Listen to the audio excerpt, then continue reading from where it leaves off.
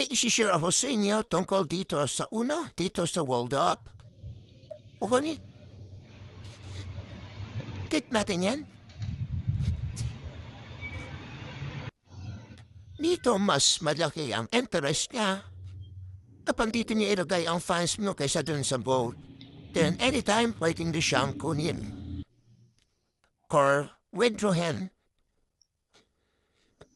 Then punta tayo sa ating history. 7 days ago, nag-deposit ako dito ng 9.8. Ayan, 9.8 WORLDCOIN. Then, ngayon is nasa 14.68 WORLDCOIN na siya after 7 days. Diba guys, tumataas siya. And pindutin mo lang yung ring and yung kinita mo per day. Claim mo lang. Then, gusto ko siyang i-deposit or idagdag doon sa funds. Funds ko na nasa 1. Kaya kung tiram siya pero okay na 10, then click mo yung deposit. Click mo ang deposit. Ayan. Then allow.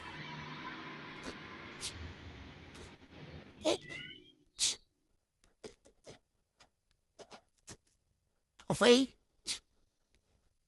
Close. Then, ayan, punta tayo sa history.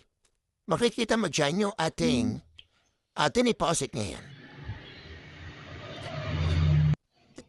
Then, paano naman mag-deposit dito? Okay, click natin yung ring. Then, ayan yung deposit.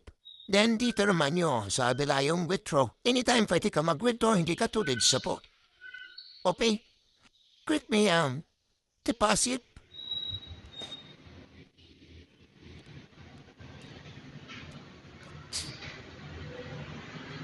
Then, WORLDCOIN, kailan wala akong funds dito.